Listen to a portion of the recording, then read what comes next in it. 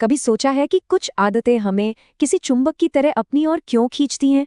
चलिए आज इसी राज से पर्दा उठाते हैं और समझते हैं कि किसी भी आदत को इतना आकर्षक कैसे बनाया जाए कि उसे छोड़ना नामुमकिन सा हो जाए। तो सवाल ये है कि आखिर ऐसा होता क्यों है? क्यों कुछ चीजों का विरोध करना लगभग नामुमकिन लगता है? कुछ आदतें तो हमें बड़ी आसानी से अपनी गिरफ्त में ले लेती हैं, जबकि अच्छी आदतों के लिए हमें खुद को बहुत धकेलना पड़ता है। जवाब दरअसल हमारे दिमाग की बनावट में ही छिपा है। हमारे दिमाग के इन अजीबो-गरीब ट्रिगर्स को समझने के लिए चलिए एक बहुत ही दिलचस्प कहानी पर नजर डालते हैं। एक नकली चोंच की कहानी जिसने वैज्ञानिकों को भी हैरत में डाल दिया था। देखिए, 1940 के दशक में नोबेल प्राइज विजेता निको टिनबर्गन ने एक बड़ी दिलचस्प चीज देखी। हेरिंगल के जो चूजे होते हैं ना, वो अपनी माँ की चोंच पर बने एक छोटे से लाल धब्बे पर चोंच मारते थे। ये एक सीधा सा सिग्नल था कि भाई मुझे भूख लगी है, और माँ उन्हें खाना खिला देती थी। बिल्कुल सीधा सादा, प्रकृति का एक नियम। लेकिन फिर टिनबर्गन ने कुछ अजीब किया। उन्होंने गत्ते की एक नकली चोंच बनाई जिस पर एक नहीं बल्कि 3 बड़े-बड़े लाल धब्बे थे। और पता है क्या हुआ? चूजे जैसे पागल हो गए। उन्होंने अपनी असली माँ को अनदेखा कर दिया और उस नकली चोंच पर और भी ज्यादा जोश से हमला करने लगे। वैज्ञानिक इस चीज को कहते हैं सुपर नॉर्मल स्टिमुलस। ये आप कह सकते हैं कि असलियत का एक बढ़ा चढ़ा हाई डेफिनिशन वर्जन है जो हमारे दिमाग के एवोल्यूशनरी बटन्स को और भी जोर से दबाता है। और ये सिर्फ जानवरों के साथ नहीं होता, हम इंसान भी तो हर रोज इसका सामना करते हैं। सोचिए, जंक फूड क्या है? ये प्राकृतिक भोजन का सुपरनॉर्मल स्टिमुलस ही तो है, जिसमें नमक, चीनी और फैट की मात्रा बहुत ज्यादा होती है। और सोशल मीडिया फिल्टर्स वो असली चेहरों का एक बड़ा चढ़ा रूप है। तो सवाल ये उठता है कि हमारा दिमाग इन बढ़ा चढ़े वर्जन्स की तरफ इतना क्यों खिंचता है? इसका जवाब एक केमिकल में छिपा है जिसका नाम है डोपामाइन। डोपामाइन हमारी इच्छा और मोटिवेशन के लिए कितना जरूरी है, ये इस एक्सपेरिमेंट से पता चलता है। जब वैज्ञानिकों ने चूहों के दिमाग में डोपामाइन को ब्लॉक कर दिया, तो उन्होंने मानो जीने की इच्छा ही खो दी। उन्होंने खाना पीना सब छोड़ दिया। डोपामाइन के बिना इच्छा खत्म हो जाती है, और बिना इच्छा के कोई एक्शन नहीं होता। और यहाँ एक बहुत जरूरी बात है, डोपामाइन इनाम मिलने पर उतना रिलीज नहीं होता जितना इनाम मिलने की उम्मीद में होता है। यही उम्मीद है जो हमें एक्शन लेने पर मजबूर करती है। सच तो यह है कि किसी चीज को चाहने का एहसास उसे पाने के एहसास से कहीं ज्यादा शक्तिशाली हो सकता है। अब इस ग्राफ को देखिए, ये बात और भी साफ हो जाएगी। डोपामाइन का सबसे बड़ा स्पाइक इनाम मिलने से ठीक पहले आता है, यानी क्रेविंग या इच्छा वाले फेज में। हमारा दिमाग पसंद करने यानी लाइकिंग के लिए उतना नहीं बना है जितना चाहने यानी वांटिंग के लिए बना है। और यही चाहत हमें बार बार कोई काम करने पर मजबूर करती है।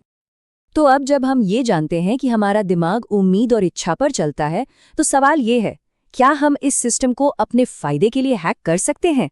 बिल्कुल कर सकते हैं। और यहीं से अच्छी आदतों को आकर्षक बनाने का खेल शुरू होता है। इसका एक बहुत ही कारगर तरीका है टेम्पटेशन बंडलिंग। इसका मतलब बहुत सीधा है, अपने उस काम को जिसे करने में मजा आता है उस काम के साथ जोड़ दो जिसे करना जरूरी तो है पर थोड़ा बोरिंग लगता है। इसका एक कमाल का उदाहरण है एक इंजीनियरिंग स्टूडेंट की कहानी। उसे नेटफ्लिक्स देखना बहुत पसंद था, लेकिन एक्सरसाइज करना उतना ही बोरिंग लगता था। तो उसने एक जुगाड़ किया, अपनी एक्सरसाइज बाइक को टीवी से कनेक्ट कर दिया। नेटफ्लिक्स तभी चलता था जब वो एक तय स्पीड से साइकिल चला रहा होता। बस अचानक से एक्सरसाइज करना एक सजा नहीं बल्कि अपना फेवरेट शो देखने का टिकट बन गया। ये फॉर्मूला कोई भी इस्तेमाल कर सकता है। पहले वो जरूरी काम करे और उसके ठीक बाद वो काम करे जिसे करने में मजा आता है। धीरे धीरे क्या होगा कि हमारा दिमाग उस जरूरी काम को भी मजेदार काम की उम्मीद से जोड़ने लगेगा, और फिर उसे करने के लिए खुद को धक्का नहीं देना पड़ेगा। लेकिन हमारी इच्छाएं सिर्फ हमारे अंदर से नहीं आती, वो हमारे आसपास की दुनिया, खासकर हमारे सोशल सर्कल से भी बनती हैं। असल में हमारे ग्रुप की ताकत शायद हमारी सोच से कहीं ज्यादा है। लाज़लो पोलगर की कहानी अपने आप में असाधारण है। उनका मानना था कि जीनियस पैदा नहीं होते बल्कि सही माहौल और ट्रेनिंग से बनाए जाते हैं।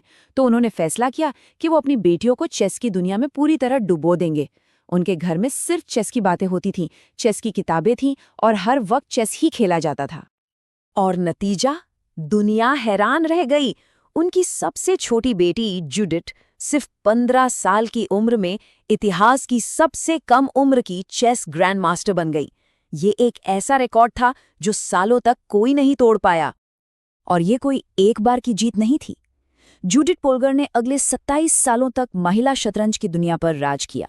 वो दुनिया की नंबर 1 खिलाड़ी बनी रहीं। ये उस माहौल की ताकत दिखाता है जिसमें वो पली बढ़ी।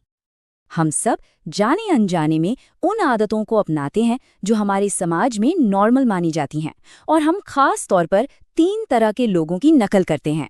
हमारे सबसे करीबी लोग यानी परिवार और दोस्त, हमारे समाज या कल्चर के ज्यादातर लोग, और वो लोग जिन्हें हम पावरफुल या सफल मानते हैं। इसका एक चौंकाने वाला सबूत देखिए। 32 साल तक चली एक स्टडी में पाया गया कि अगर किसी के करीबी दोस्त का वजन बढ़ता है तो उसके खुद के मोटे होने की संभावना 57% तक बढ़ जाती है। हमारी आदतें अच्छी हों या बुरी संक्रामक होती हैं। तो हमने अब तक जो कुछ भी सीखा उसका निचोड़ क्या है? निचोड़ ये है कि हम सिर्फ अपने माहौल से प्रभावित नहीं होते, हम अपने माहौल को डिजाइन भी कर सकते हैं। इस पूरी बातचीत का सबसे जरूरी टेकअवे यही है, हम अपने माहौल के गुलाम नहीं हैं, हम इसके आर्किटेक्ट बन सकते हैं। अच्छी आदतों के लिए सुपरनॉर्मल स्टिमुलस का इस्तेमाल करके, जरूरी कामों को टेम्पटेशन बंडलिंग से मजेदार बनाकर और सही लोगों के साथ जुड़कर हम अपनी इच्छाओं को खुद डिजाइन कर सकते हैं। तो अंत में एक सवाल जो हम सबको खुद से पूछना चाहिए, अगर हमारी आदतें और हमारी इच्छाएं हमारे साथ रहने वाले लोगों से इतनी ज्यादा प्रभावित होती हैं, तो क्या हम सही लोगों को चुन रहे हैं? ये चुनाव शायद हमारी जिंदगी के सबसे जरूरी फैसलों में से एक हो सकता है।